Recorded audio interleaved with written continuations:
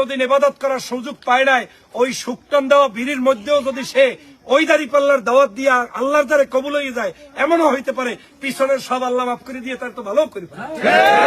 অতএব কোন অবস্থায় বসে থাকবেন না। একটা হাদিস শুনতে পারলাম, জীবনে সারা জীবন নামাজ পড়ছেন আর না পড়ছেন সেটা যায় আসে না।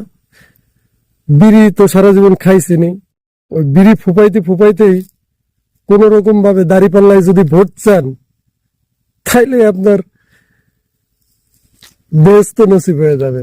দেখেন কি একটা মানে পরিস্থিতি বলবো, মানে একটা মানুষ নির্বাচনের জন্য বা একটা স্বার্থের জন্য মানুষ ধর্মকে এইভাবে বিসর্জন দেয় বা ধর্মকে এইভাবে বিক্রি করে।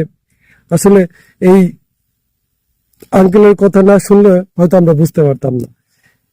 সেখানে জান্নাত জাহান্নামকে টাইনে নিয়ে আসা হয়েছে। আপনি যত গুনাহ করছেন, যত অন্যায় করছেন, যত অত্যাচার অবিচার করছেন, সবকিছু আপনার মাপ হয়ে যাবে, আপনি জান্নাতে চলে যেতে পারবেন। নাউজুবিল্লাহ।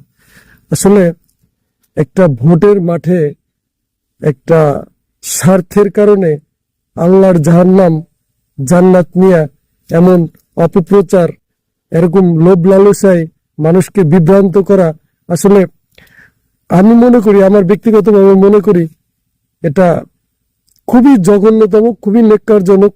মানে আমি ভাষায় এর প্রতিবাদ করতে পারবো না যে কি বলে এর প্রতিবাদ করব বা কি বলে এর প্রতিবাদ ভাষা আমি ব্যক্ত করব। তো সর্বোপরি একটা কথাই বলতে চাই যে আপনারা যারা নির্বাচন করতেছেন, হ্যাঁ, বা একটা দলের পক্ষ হয়ে কাজ করতেছেন, আপনারা অন্তত ধর্মকে আলাদা করে নির্বাচন করুন। ধর্মকে আলাদা রাখা আপনারা যা খুশি তাই বলেন, আপনারা উন্নয়ন করবেন, আপনারা কি করবেন না করবেন সেটা আপনাদের ব্যক্তিগত ব্যাপার। বিশেষ করে ধর্ম, ইসলাম, এটাকে আলাদা রাখেন প্লিজ ভাই।